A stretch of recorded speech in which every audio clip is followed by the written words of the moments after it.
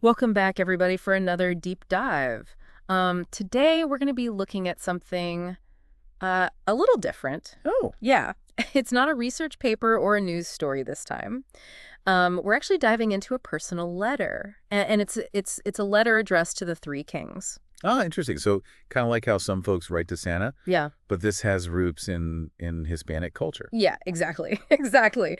But what's fascinating is that even though it comes from that specific tradition, the themes it explores are like super universal. Okay, well now I'm intrigued. Okay, so get this. Instead of asking for like toys and gadgets and stuff, this letter focuses on gratitude.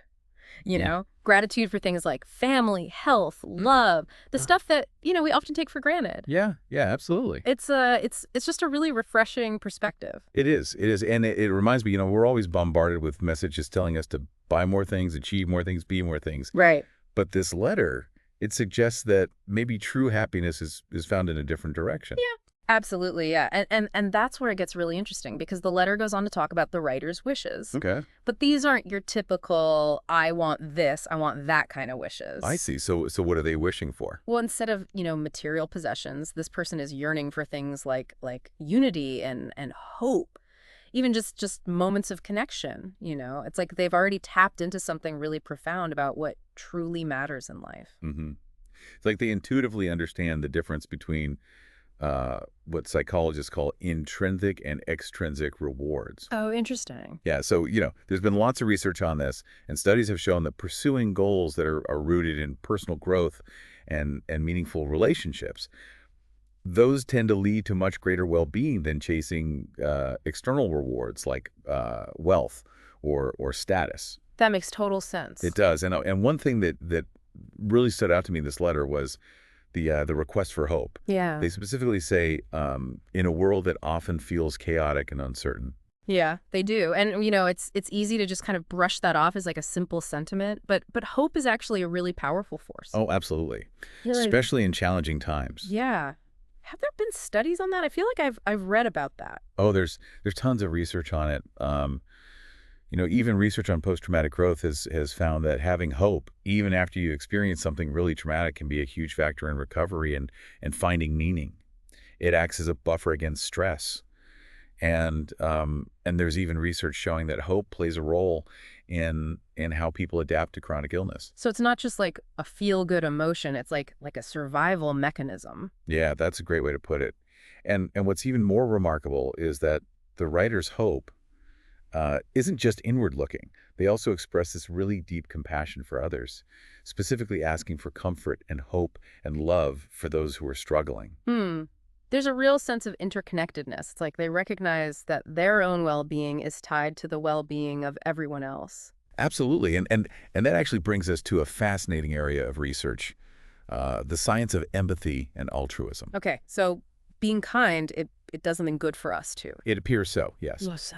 Some researchers believe it's because acts of kindness trigger the release of endorphins and other feel-good hormones, creating a sort of helper's high. Interesting. Others suggest that it strengthens our social bonds, which, in turn contributes to our sense of belonging and purpose. So kindness is kind of a win-win. Exactly. It benefits everyone involved. And that actually ties beautifully into the next section of the letter, where the writer expresses this deep desire for more moments of connection with loved ones. Yeah. They talk about wanting things like, laughter-filled dinners and shared stories, more time spent with the people who make life meaningful. And they contrast that with material possessions. They do. They explicitly say, I don't want things that come and go. It's like experiences and connections, those are the real treasures. It really does reflect a deep understanding of what brings lasting satisfaction.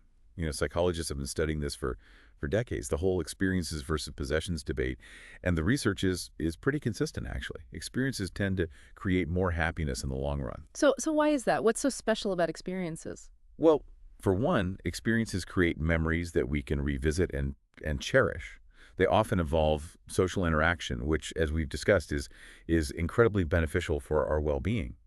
And maybe most importantly, experiences shape who we are. They contribute to our sense of identity, and they connect us to something larger than ourselves. That makes sense. I know I've held on to memories of trips I've taken or moments with friends and family much longer than any gadget I've ever owned or any piece of clothing I've ever bought. Absolutely. And it seems the writer of this letter has reached a similar conclusion, prioritizing experiences over material possessions. It's a good reminder to be present in those moments and to savor them because they really are fleeting. They are. But even more than that, it's inspiring to see someone, actively seeking those experiences out, choosing them over things that are maybe more superficial. It suggests a level of self-awareness and Yeah. intentionality that I find really admirable. And, Uh, and there's actually one more layer to this that we haven't even touched on yet. The writer's commitment to personal growth. Oh, yeah. They talk about striving to become the best version of themselves and putting love into the world. Yeah, That's a big statement. it is. And I think it speaks to the idea that true happiness isn't just about receiving. It's also about giving back and making a positive impact on the world around us. Hmm. There's a lot to unpack there. There is. Should we dive into that in the next part? Let's do it. This is getting really good. So we were talking about the letter writer's commitment to personal growth. It's not just about, enjoying life. It's about actually working to become a better person. What do you think drives that kind of commitment? Well, it's not a new concept. Yeah. I mean, philosophers have been debating the nature of self-improvement for centuries. But in more recent times, psychologists like Abraham Maslow, he explored this idea of self-actualization, Right. that innate human desire to reach our full potential. Yeah. So it's not just about like adding skills to our resume. Right. It's about like tapping into something deeper, Exactly. becoming more aligned with who we really are. Right. And that often involves, pushing beyond our comfort zones, challenging our limiting beliefs, confronting those parts of ourselves that we might not always like. Yeah. It's not always an easy process. I can imagine. But this person seems to really embrace that challenge, almost as they see personal growth as this ongoing adventure. Yeah. They even talk about putting love into the world, which honestly sounds a little idealistic, don't you think? Perhaps. But I think there's real beauty in that idealism. Yeah. It speaks to the possibility of creating a better world, not through, some grand gestures, but through these small, everyday acts of kindness and compassion. It reminds me of the work of Barbara Fredrickson. Yeah.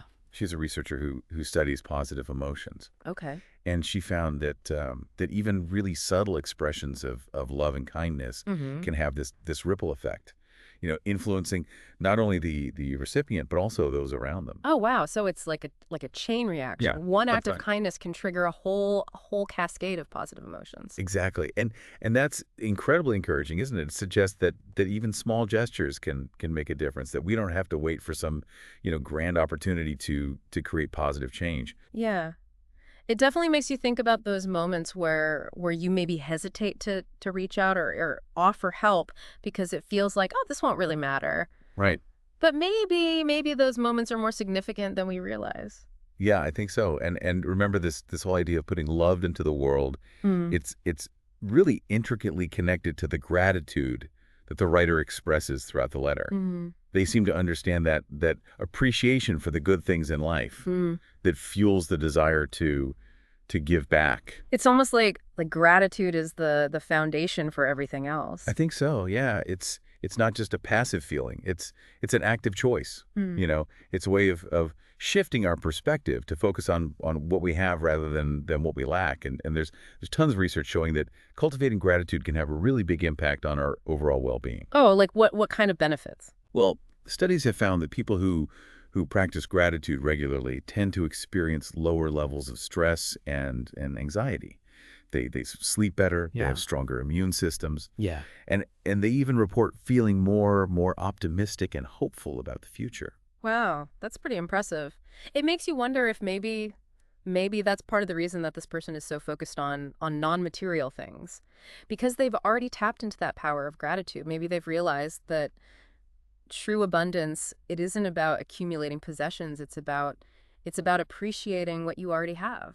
It's a fascinating possibility, and it aligns with the writer's specific mention of being grateful for the gift of time. Yeah. They seem to really understand that time is precious. It's something Yeah. to be to be cherished and used wisely. I love that they call it a gift. We often think of time as this limited resource, like something that's constantly slipping away from us. But what if we started seeing it as a gift, something to be savored? How might that change how we spend our days? That's a great question, and it connects beautifully to the writers uh, longing for more quality time with loved ones. They're not asking for more hours in the day. Right. They're asking for more meaningful moments within those hours. Yeah. Moments filled with laughter and shared stories and heartfelt conversations. It reminds me of that quote, the days are long, but the years are short. Yes. It's so easy to get caught up in the daily grind and lose sight of what really matters. This letter is a good reminder to slow down, Mm. to be present, and to prioritize those connections that really give life meaning. Yeah. And it's a reminder that those connections are often more valuable than anything money can buy. Hmm. There's actually a growing body of research suggesting that prioritizing experiences over material possessions leads to greater happiness in the long run. So maybe this isn't just a personal philosophy. Maybe it's a key to a more fulfilling life for everyone. It's certainly an idea worth exploring. Yeah. And it ties back to that theme of hope that we discussed earlier. When we prioritize experiences and connections and personal growth, we're essentially investing in our own happiness Yeah. and the well-being of those around us. And that, I think, is a powerful source of hope for a better future. It makes you wonder if that sense of hope is contagious. If by choosing to live this way, we can inspire others to do the same. Hmm. Perhaps that's the true ripple effect of kindness. It's not just about, individual acts. It's about shifting the collective consciousness toward a more compassionate and fulfilling way of being in the world. Okay, so we've talked about gratitude and hope and kindness and even the importance of experiences over possessions. Is there anything else that jumps out at you from this letter? What I find particularly striking is the way the writer weaves together all these seemingly, disparate themes: personal growth, compassion for others, gratitude for what is. It's like they understand that these things aren't separate. They're all intertwined. That's such a good point. You're right. It's not about choosing one over the other. It's about recognizing that they all contribute to a richer, more meaningful life. Exactly. And I think that's a really powerful message to take away from this deep dive. It's a reminder that true fulfillment isn't just about focusing on ourselves. It's about recognizing our interconnectedness with others and with the world around us. So it's about finding that balance between personal growth and contributing to something larger than ourselves. Precisely. And perhaps even more importantly, it's about recognizing that we're all on this journey together. Yeah. That we all have the capacity for growth, and that even small acts of kindness and compassion can make a difference. That's a really beautiful thought.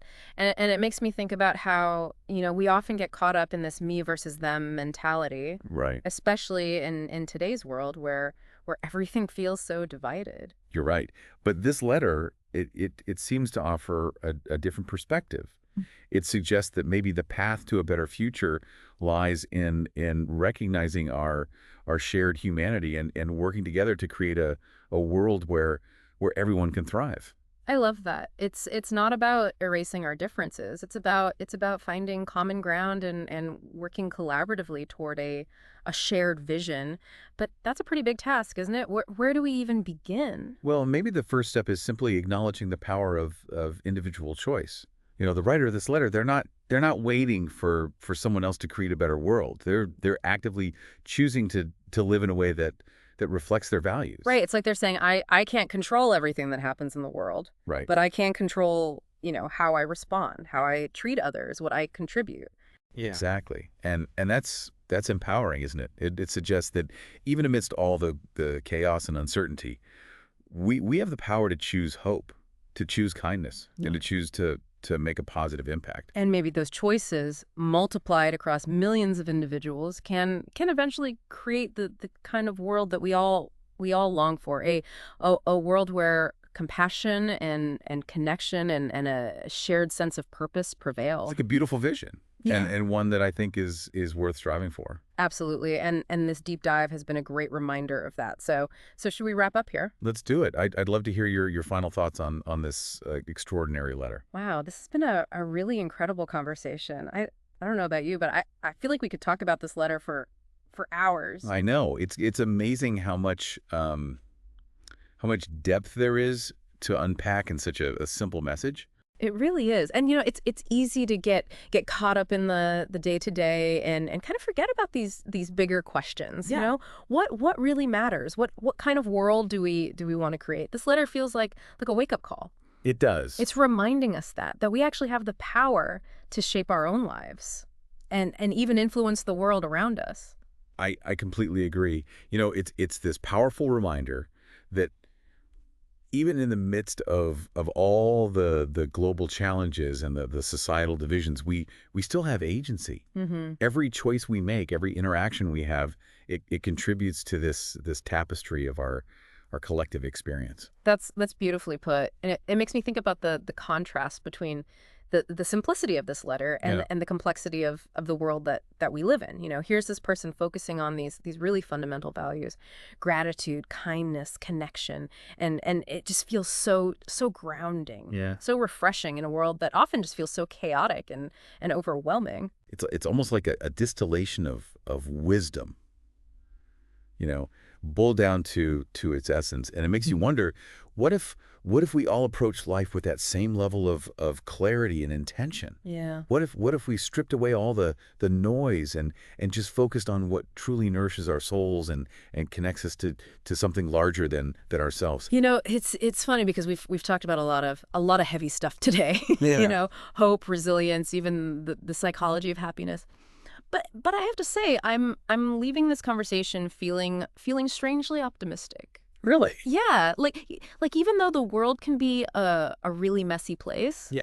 there's still so much beauty to be found in those simple acts of connection and kindness. That's the paradox, isn't it? Acknowledging the complexities of life, Right. the challenges that we face, Hmm. it doesn't negate the possibility of joy and love and meaning. In fact, I think recognizing those challenges Mm. often deepens our appreciation for the good things. Yeah. It's like the contrast makes the colors more vibrant. I like that analogy. And it brings us back to the heart of this letter, the gratitude that permeates every single line. It's not just about saying thank you for the good things.